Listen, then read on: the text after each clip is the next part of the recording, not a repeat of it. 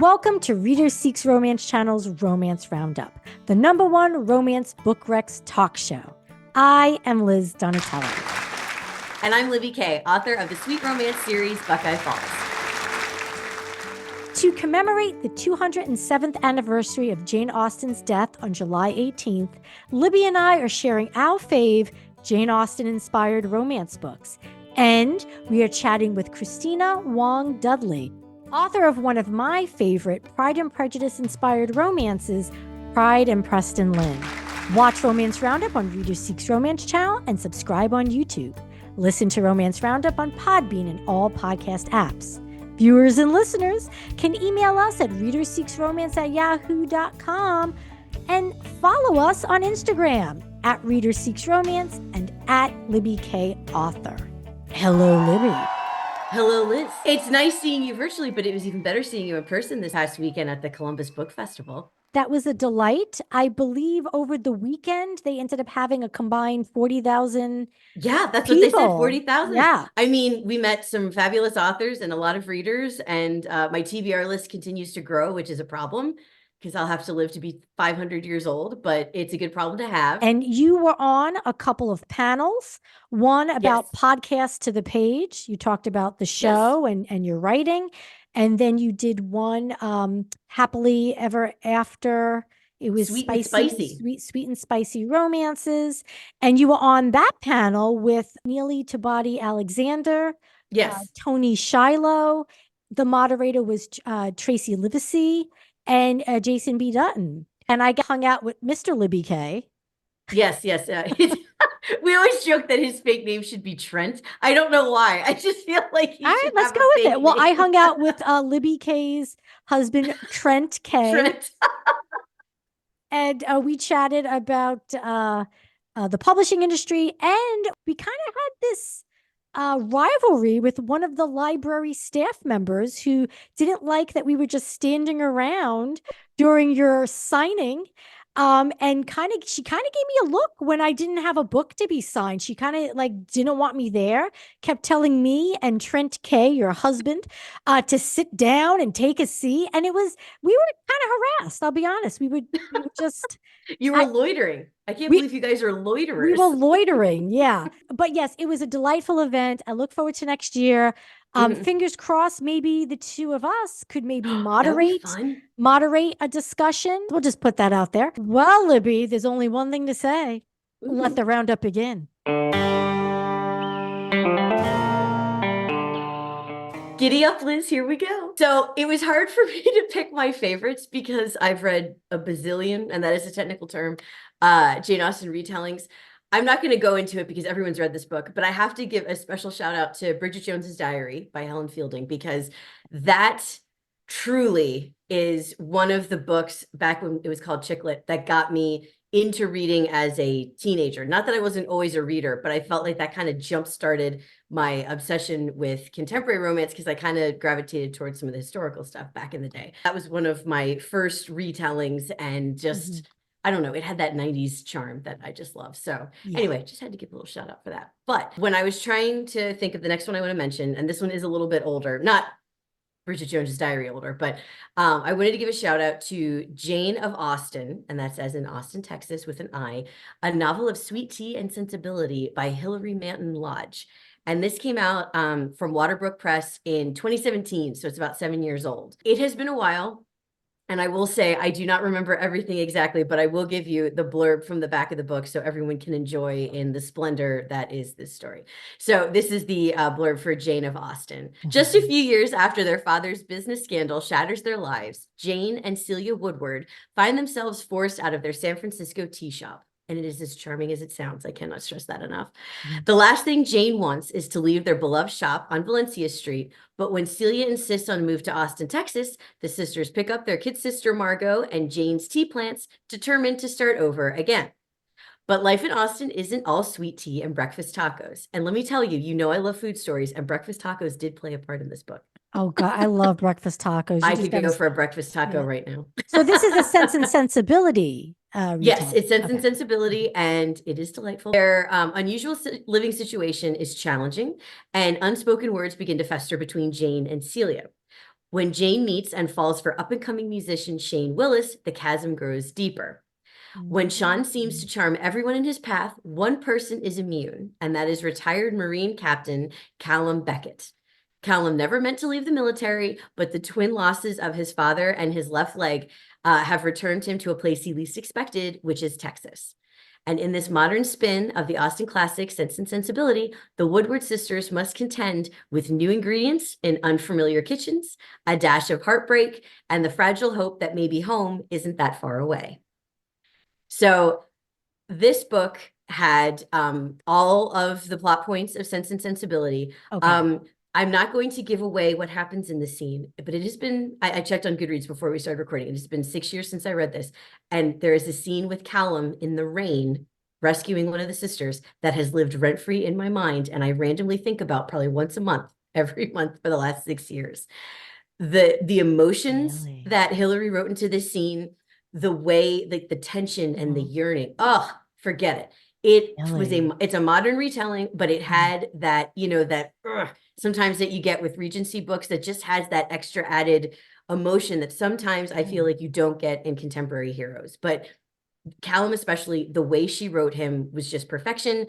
And the fact that Sense and Sensibility is probably like my third favorite Jane Austen book, but the fact that I still think about this scene, I'm like, this has to be on the list because it's perfect. And her writing is sweet and clever. And I like that tea was a character as well as food, because you don't really think of tea as being a business and something that someone's going to hang their hat on. It's more of what I drink while reading these books. So that was kind of a fun twist on it. So it definitely had some of that like Texas flair to it. I have to recommend, if you don't mind going back in time 7 years, Jane of Austen by Hilary Manton Lodge. That sounds like such a Libby K read. It really is. And the cover is gorgeous. I know we are doing a cover episode later, but I should mention that for the episode because it is just a really good pastel watercolory artwork. So cannot say enough good things about it. So Liz, what is your first one to recommend? The Bennett Women by Eden Appiah Kubi is a multicultural Pride and Prejudice reimagining that I adored. I actually spoke to Eden on actually a couple of my shows, but Reader Seeks Romance interview show, I had interviewed her about the Bennett Women. And it was published in 2021 by Montlake, an imprint of Amazon Publishing. And I realized that we don't usually mention any books published by Amazon. Like sometimes rarely. Sometimes I forget that they have publishing imprints. And Montlake is their romance imprint. And I really, really loved the Bennett Women. So in the Bennett Women, set at Longbourn University.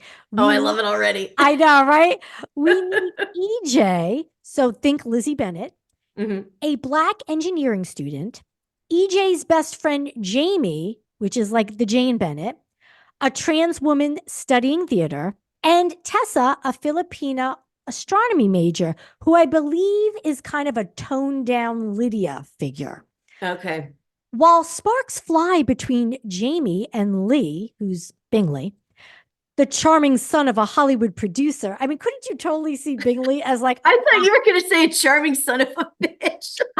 Wow. Sorry, slap happy.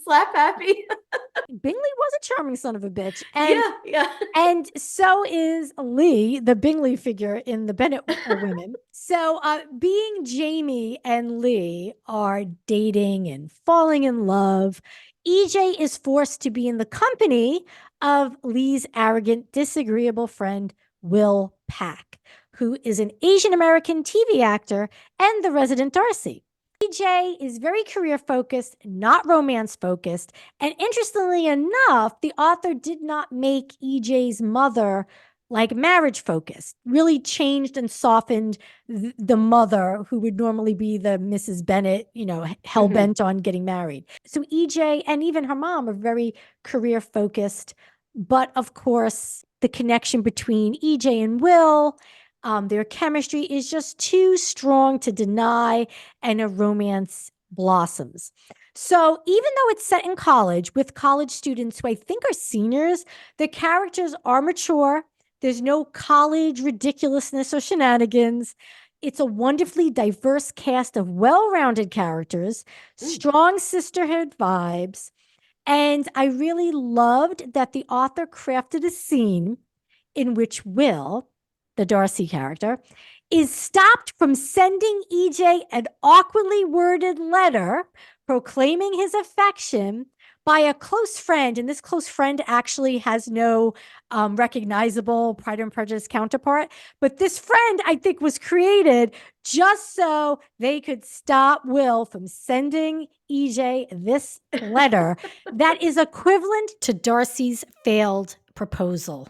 Oh, I love it. Oh, I Okay. love that. So basically, the failed proposal is removed from this narrative. And I feel like that was the author's way of like winking to the audience, like, I gotcha. I know I'm removing this part that a lot of people yell at. Why would he ever have proposed to Lizzie Bennet Hmm. in this very backhanded, like insulting way? So Hmm. that was corrected. That was made right in this That's reimagining. amazing. EJ and Will complement each other in so many ways. They have a beautiful love story that really is a joy to read. So yeah, I highly recommend reading The Bennett Women by Eden Appiah Kubi. It is on the list. What have you next, Libby? Okay, so what I have next is I'm going to cheat and give you a couple honorable mentions because I had trouble deciding and I was trying to think of something a little different. So, Okay. and this book I will preface by saying came out 11 years ago. And I know we live in the age of the internet, so I don't think it'll be a problem to find it. But it's called The Pursuit of Mary Bennet, a Pride and Prejudice novel, and it's by Pamela Mingle. As the title would suggest, this is a twist on Mary's story. And the focus of this is there is a scandal with Lydia and Wickham. Shocking, I know. Mhm. And so Kitty and Mary are shipped off. So they're out of town. They are trying to stay away from the scandal that Lydia has brought upon them yet again. And the thing I like about this one is you get, first of all, you get to see Mary, period, because I just, obviously, she's kind of the forgotten sister. The way that Pamela wrote Kitty and Mary was interesting because I don't usually think about them being friendly, and they weren't friendly, but the way that she wrote them, it felt very authentic to a sister relationship. Not that I don't love my sister, so love you, Right. Kathleen, but uh but there's just something about the way she wrote it that it felt authentic to the time period, but it also felt like this is how sisters act in any age or any time Okay. period. So it was very romantic, but it was not over the top romantic. It felt like it was just romantic enough for Mary, which sounds Right. terrible, but if you read it, it makes sense. Well, of course, like you can't have an over the top love story for Mary because that's not keeping in, line with her personality and what kind of Exactly. love that she would find. It would be a quieter love, a very profound love. And just a quick aside, I feel like Kitty is the forgotten sister, but I don't know. Kitty, I don't know. I think in my brain, I always kind of lump them together, even though obviously they have different plots. But right, but like Mary has like everyone knows, okay, Mary was the serious, austere, mhm, religious type. Lydia was the troublemaker, Jane was beautiful, Lizzie was a little spunky. And then it's like, and then there was Kitty, who just did everything Lydia did. So it's like I yeah. feel like Kitty needs some development. I want to read a I Kitty wonder, story. I wonder if there's a Kitty book out there.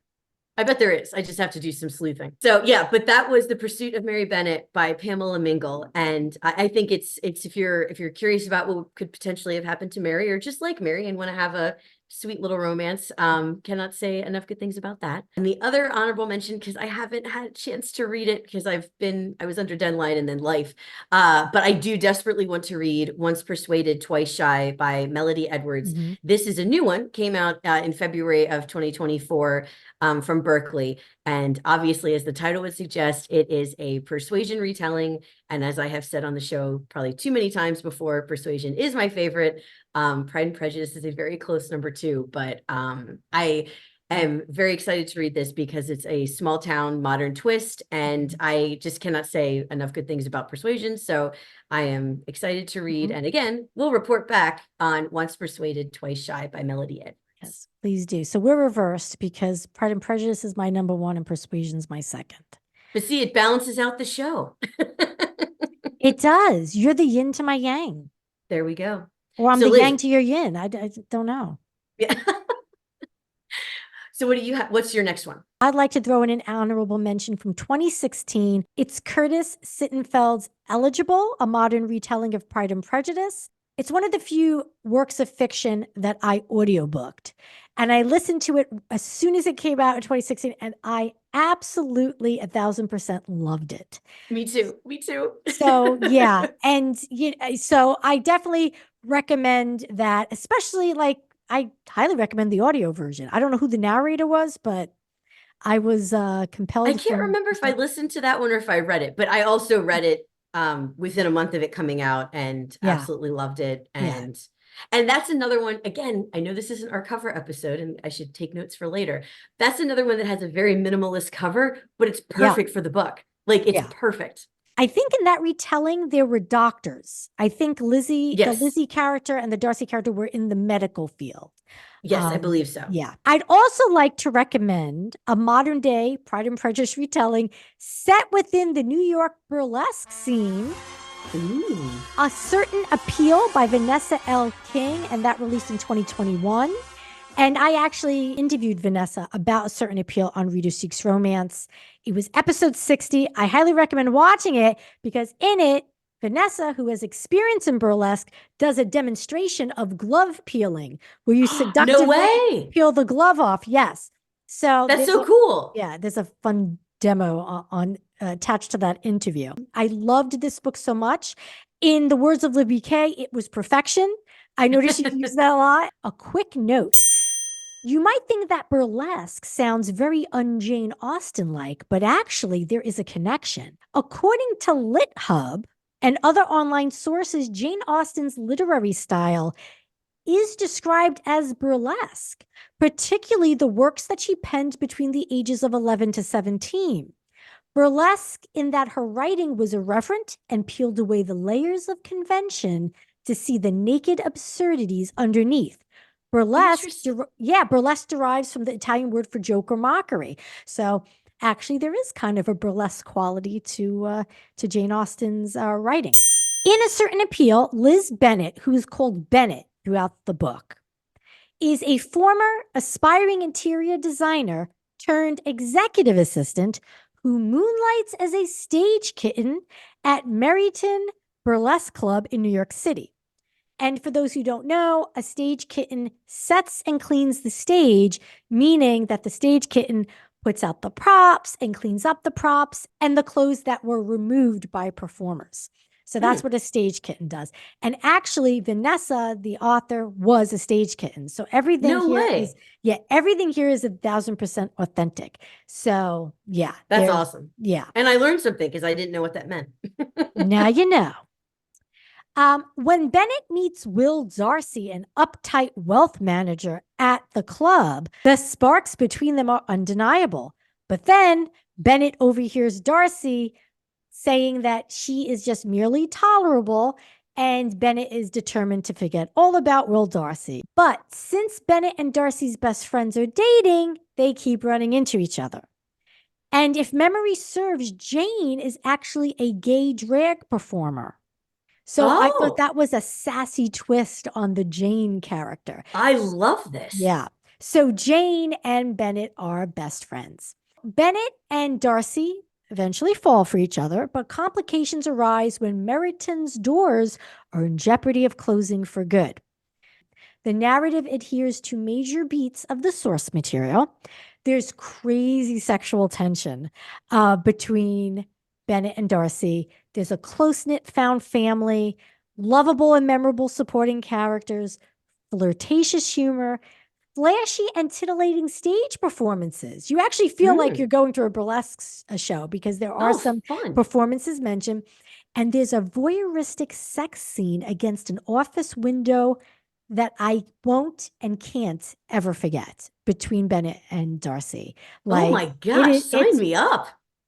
It is pretty hot. It is pretty hot. So if you love that Lizzie Bennet, Darcy, enemies to lovers vibe, and you've always wondered about the burlesque entertainment scene, then read Vanessa King's A Certain Appeal. I totally 1000% highly recommend it. And I will 1,000% add it to my list. Libby, are you ready to chat with Christina Hwang Dudley? I certainly am. I'm very excited. Libby and I are excited to welcome Christina Hwang Dudley, author of Pride and Preston Lin, published by Third State Books in March 2024. Pride and Preston Lin received a starred review from Kirkus and was called a, quote, compulsively readable Asian American twist on Pride and Prejudice by Publishers Weekly.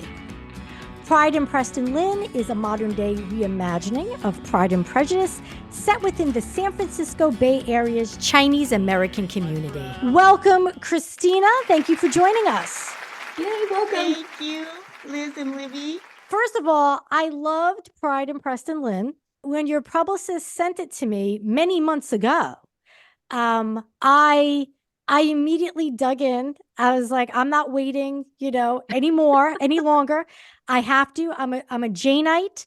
I love retellings and reimaginings of really any Jane Austen novel, but I have a special place in my heart for Pride and Prejudice. Before we dig into Pride and Preston Lin, I'm curious to know what prompted your switch to contemporary, because you are popularly known for writing Regency and Georgian era historical romances. This has been brewing a long time, and I had written some contemporary stuff before, nothing really marketable. The problem with writing historical, which is kind of what I had gotten going doing the last few years, is everybody working from secondary sources. So we're all the authors are kind of playing dress up, right? Nobody was there. We're all kind of playing dress up and giving our version of the era, right?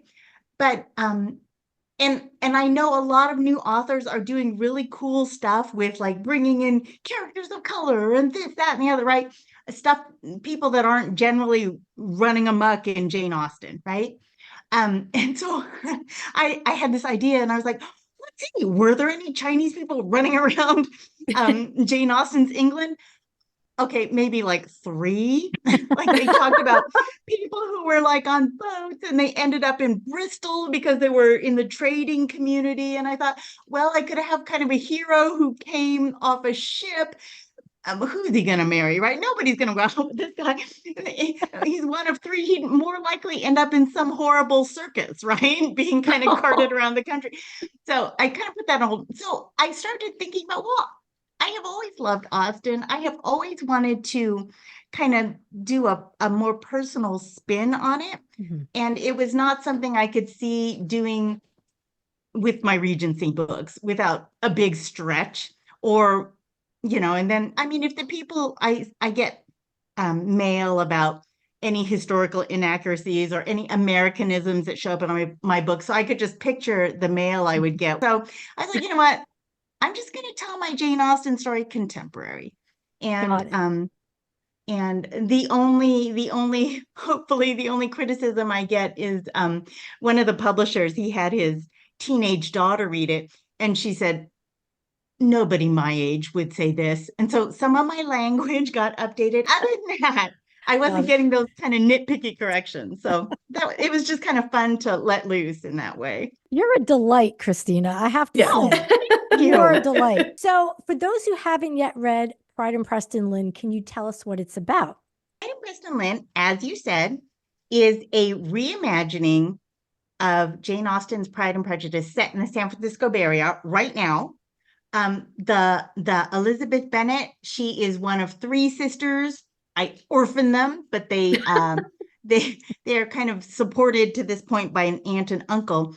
And Lissy, my heroine is named Lissy Chang. She is a 5th year senior at San Jose State University. She's on the struggle bus, right? She's working a couple jobs to pay for this school. She's got the heavy guilt backpack of, this aunt and uncle who are having to pay out for these 3 daughters they weren't expecting to raise. So she's got a lot on her plate. And then she has this run-in with, of course, the Darcy character who in the Asian American community, he's got it all. I mean, he's a graduate student at Stanford, right? He grew up in Los Altos Hills, which is a much more shishi neighborhood than Milpitas, which is actually where I grew up. And so the Bay Area has all these pockets of, like in many places, the ultra rich and the very middle class, right? And so she is, clinging on to the very middle class, and he's the ultra rich. And so, you've got the money differences, you've got the educational differences, which are kind of the class equivalent in the Asian American community. I remember when I got pregnant with my first child, she was a girl, and an Asian American woman at work said to me, "Oh, and I used the line in the book. She said, a boy is something to brag about, but a girl is a blessing," right? And so I took that line. That's right. It is so It's in the Chinese. I book, put it yeah. in my book. So, Preston Lin is something to brag about in the Asian American. If you were the mom of him, you are feeling good about yourself because you checked all the boxes. And Lissy, let's hope she's a blessing because she is nothing to brag about. So that's kind of the story. That sets it in. They have a terrible run-in at the family restaurant, and that sets everything in motion. I can't wait to read it. It's on the top of my list, Christina. I'm so excited. It's Here's the really virtual kiss. Oh, and you, Liz, because you already read it. Oh, thank you. I should get 2 kisses, but Yeah. Oh, yeah. Okay, thank you. Yeah. I'm going to block you, Libby, because you haven't read it. Libby, leave. I know. I'm sorry. I was on deadline. Pride and Prejudice romance retellings and reimaginings typically do not lean, at least the ones I've read, into the comedy of Jane Austen's work. Austen wrote a comedy of manners, a satire when she wrote Pride and Prejudice. So now Pride and Preston Lin absolutely is funny, okay? It made me laugh out loud a number of times, usually due to Lissy. Did you purposely set out to honor the comedic genius of Jane Austen and Pride and Prejudice? I would just say that, to me, I tell people I must be a really shallow person because I like fast, happy songs, right? I love books that make me laugh. Yeah. So, when I would love to write a tearjerker one day, but I don't know if I can. So you just got to stick with what you're capable of, right?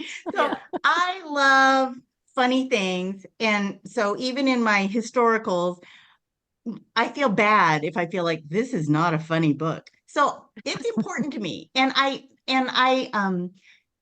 love books from all eras that are funny. So Jane Austen is hilarious, right? Dickens is hilarious. I was going to give a shout out to Anthony Trollope, who nobody reads anymore, but that man is hilarious. I love funny books. So yeah, it was important to me. If somebody read it and said, I didn't crack a smile once, I would feel like a failure. And I'm sure there are readers out there who did not crack a smile once, but I don't want to hear from them. Well, if anyone read Pride and Preston Lin and did not crack a smile once, then they are dead inside. Yeah. That should be the blurb on the cover of the book. Can I quote you? You absolutely can. I know it's ridiculous to say, do you have a favorite type to write? But did you have, like, as a writer, did you have more fun, or was it like less stressful to write one over the other? Because contemporary, you don't have to worry so much about accuracy and research, but at the same time, I'm sure that's part of the process that's fun for you too. So I wasn't sure if you had a preference. Libby, I would just say yes. So I mean, you kind of answered it, because this was like, and yes, I do enjoy research, but this was kind of like a fun vacation where I could just tell a story. And also, I'm a pantser, so, which my publisher, they're like, could you write us a detailed outline of the entire story and and we're even talking about the next book, right? And, well, what about a detail? I was like, I don't write like that. So, Yep. So this one, it was kind of like semi-retirement, because using Jane Austen, you have a framework, right? Obviously, I didn't want to do a slavish copy, but you have a framework, so you don't have to like torture yourself with like the plot. And then I didn't have to spend every 5 minutes going to the online Oxford English Dictionary to see if that was a word used before 1850, right? So Yeah. it was a lot of fun. And, the things I got to look up were different things like, what's a dish that contains shrimp paste, but not too much? Just sort of random things like that. Now, So do you yes, it have was different fun. editors for the historical versus the contemporary that have that knowledge of like the verbiage and the lingo? Um, it was all learned, Libby, through a lot of pain, which is to say, readers correcting me and other authors sending me kind words saying, "Oh, by the way." Oh, So if you were to pick up the first Regency I ever wrote, actually, if you were to pick it up now, you wouldn't catch all the errors because I have gone back and corrected them, right? oh. People saying like, I can't believe she mentioned a possum. There are no possums in England. You think, of course there are no possums in England. I just, blanked out. So, Did you say possums? Yes, I know. It's ridiculous, Liz, right? I mean, sorry. I just apologize to everyone who read the very first version. So yeah, I learned the hard way mostly through the Regency, and I've gotten a lot better now. If I could show you, I have this entire bunch of books to help me check, and I've got a list of one of the leading Regency writers. She's like, well, there's some Americanisms. I said, please just make me a list. So, and now whenever I do a book, I look for all those things. Like, do you know, you lovely American women? I didn't know this. You don't write John, you write to John, right? So I was like, oh my gosh, you can't just, I'm gonna write mom, or did you mention it when you wrote mom? Well, I wrote to mom. That's So, true. just stuff like that. And Right. yeah. And you don't come visit, you come and visit. So I was like, oh, so just Oh, I had no see, idea. don't even think about that. Yeah. Yeah. Yeah. Yeah. Yeah. So, Christina, you mentioned you're a pantser. So how does that work when you have to do you literally like just write and then go back and plug in the like maybe do the dialogue and the settings and then put in the historical parts after? Or how do you write as a pantser if you have to make sure you have, hit those benchmarks with the accuracy? Again, this is why I'm such a slow writer, because I not only pants it, but I edit as I go along. So Oh, okay. it's like, if I Oh, write like a page in a day, I feel triumphant. I'm so slow. I am so slow. So it just takes me forever. See, because if I go back and do any editing, then I find like I'm totally missing, because I'm a pantser as well. And then Yes. if I fall too far down the rabbit hole with editing, then I feel like Yes. I don't write for a month. Well, yeah. Yeah. Yes. And this is going to be a controversial question. And Liz and I have talked about this a lot on the show. Pride and Prejudice is almost my number one. Persuasion is my number one Austen. And I know that that's not always popular. But if you had to, like Desert Island, you only get to bring one with you, which Jane Austen book would you pick? The omnibus. No. That's cheating. I know it's cheating. Persuasion is my favorite too. I even like Mansfield Park. So yeah, I love Mansfield Park. I do too. Yeah. Yeah. But I like Northanger Abbey more than Mansfield Park though.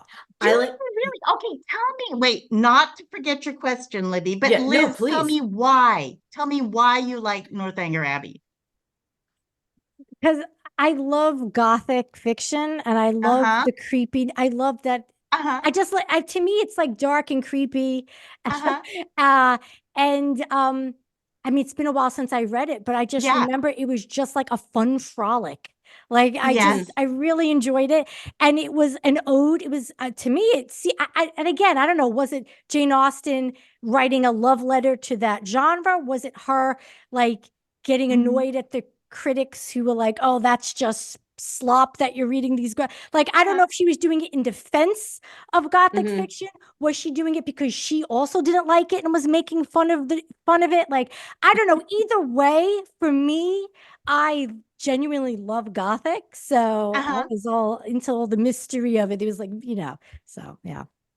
Oh yeah. Well, I love Gothic too. Sometimes I think a lot of Regency romance comes out of sometimes her culminating love scene is not enough. We want more. We want more, right? Like think about Mansfield Park, where Oh it's yeah. like, oh, then after just enough time, he decided, hey, Fanny will do, right? She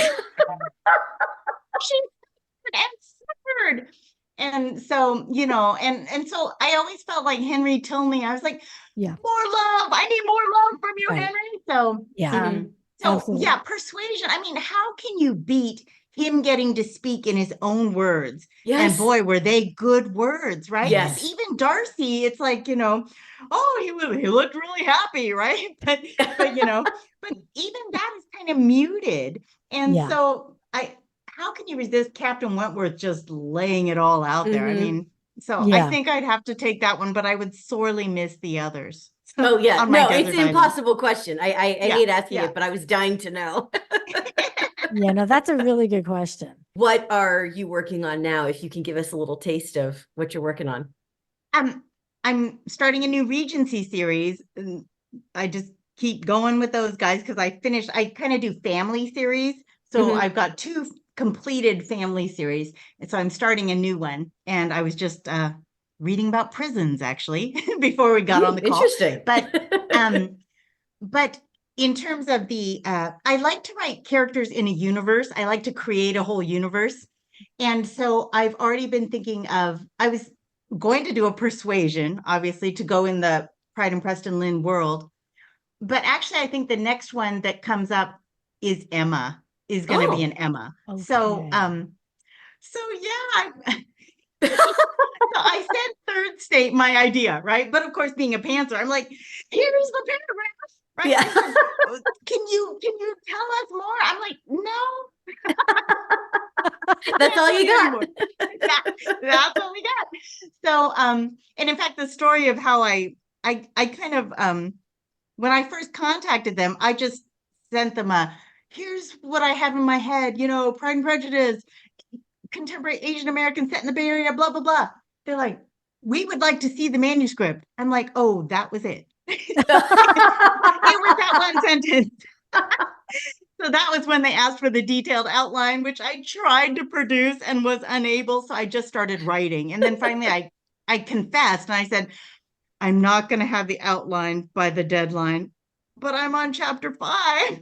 So I said, just send us. So, and they actually bought it based on the 5 chapters. So, that's awesome. Well, it's a great book. So, that's why. Yeah. We'll see how Emma goes with the paragraph. Right now, they're like, can you give it a little more thought? I said, okay, I'll try. No promises. Well, I look forward to reading your reimagining of Emma. Emma is not in my top 3, but if you write it, I know I will love it. So I'm excited about that. And if your publisher has any hesitation, they could talk to me. Okay. And I'll tell them, listen, this has got to happen. You just give her space to work, to do her process, to trust in the process that is Christina. Yeah. Just trust me. So now, Christina, I did a little bit of research and I found out that on October 14th, 2008, you appeared as a contestant on Jeopardy. I did, and if you blinked, you missed it. Because oh my gosh, it was an out-of-body experience. Yeah, I felt like my heart rate was like this high the entire time. The whole first round, I read Ken Jennings' book before I went on. So and he practiced with a video game control. So I went on the whole first round. I could not work the buzzer. I kept going too early, and then it locks you out for a few seconds. So I was constantly locked out. And then the second round, I didn't know the answers. So it was disastrous. We got to the end, to the final Jeopardy round, and I was feeling demoralized, but it happened so fast that, I was barely back in my body to feel demoralized. But I just kind of wanted to crawl off stage by that point. But the category was English lit. Yeah. So I'm like, my husband will kill me if I bet $0 on this, right? So I was like, well, go big or go home. So, and I'll go home. But so it was a Tale of Two Cities question. So I got it. So I came in third place, but third place, they still give you $1,000 at the time nice. they did. So it covers your travel expenses. So, Okay. and you get the traumatic experience of being on Jeopardy. So yes, it was very fun and very, very brief. No. Well, it's funny you mentioned the buzzer because my father-in-law actually was on and lost to Ken Jennings. And he said it was the buzzer. He said he knew almost all of the answers, but he said he never could get in fast enough. And then he had a blink and you miss it. But he said it was like you said, like it was surreal and amazing, but it was kind of like, oh, it's over now. And I feel like you'd have to win at least 3 before you could, because they film like 3 a day, before you could calm down enough to like be in the moment. As it was, I was just like, I can't work this, and I have to pee again, and I don't know how because I emptied the bladder, but I'm not. So, yeah, don't really want to repeat that. Yeah. But it's a very cool trivia thing to mention at cocktail parties is that you were on Jeopardy. Yeah. Exactly. Yeah. Exactly. So, Christina, yes, obviously, we're talking about Jane Austen. Do you have any retellings or reimaginings that you have read that you have just loved, or something on your TBR that you haven't read yet? here's another author confession. They always tell you read in your genre so that you can write. Okay, I don't actually read very much in my genre, and I'll tell you the reason for that later. But so I was like, oh, I saw this question, and I was like, well, I read Eligible by Curtis Sittenfeld, and I really liked that one. Yeah, I that's really really liked good. that. That was a Pride and Prejudice one. And I read Dear Mr. Knightley by Catherine Ray, which wasn't really Emma. It wasn't really Emma. It was more Daddy Longlegs, but obviously he was named, it's called Dear Mr. Knightley. I really enjoyed that one as well. Liz, you were nodding. Did you read that one too? Oh yeah. Oh, I loved that book. It's epistolary. So it's the main characters writing to each other. And oh my God, the ending still gives me like chills when I think about it. Like it was really beautiful. Yeah. Yeah. And I really feel like I'm naming the usual suspects to be like, oh, the Pride, Prejudice, and Other Flavors. Aisha at Last. There's the kind of the ones that have been coming out lately. And of course the movies. I know you don't like Emma, you too, but how can you not like Clueless? And really loved the recent Emma. That one, Jane-ites were kind of split on that one, but I really loved it. I wanted more Frank Churchill, but they didn't do much of that. But I really enjoyed that retelling. And I haven't seen that one. It got pretty good reviews. Of all things, because I usually don't like Gwyneth Paltrow. I liked hers when it came out in the 90s. Yeah, like that one. I did too. That one was really good. All Regency romances, these are all, in a way, Jane Austen retellings. These are people who read Jane Austen, loved her, became fans, wish that woman wrote more than 6 books, right? Yeah. And so, I mean, this giant industry that she has spawned, where I feel like she has reached the level. She's reached the Shakespeare level in terms of, how if you ever go to a Shakespeare festival, they're always, they do whatever they want to Shakespeare now, right? They set Romeo and Juliet in outer space, and everybody's like, oh, that's fine. And I feel like Austen has reached that point now where the reimaginings are just like, oh, I was thinking it would be really fun to do Jane Austen in space somehow. Write a paragraph and give it to your publisher. You should just give pages of paragraphs of all the Jane Austen retellings you want to do. Exactly. I'm always on the prowl for like plot ideas. So I read a lot of nonfiction too. I was doing research on horse racing in England for another of my books. And oh my gosh, great plot. This guy, he convinces this woman to marry him for her money, right? But he brings her before a guy who's only posing as a clergyman. And then he runs off with her money, and he doesn't, she has to go work as a servant. Oh, Cool geez. stuff. So nonfiction is great because you can just steal. Yeah, that's true. Yeah, because you don't want to steal from living people, right? Jane No. Austen, that poor woman, we've Yeah. picked her bones. But you know, Well, Christina, you are a delight.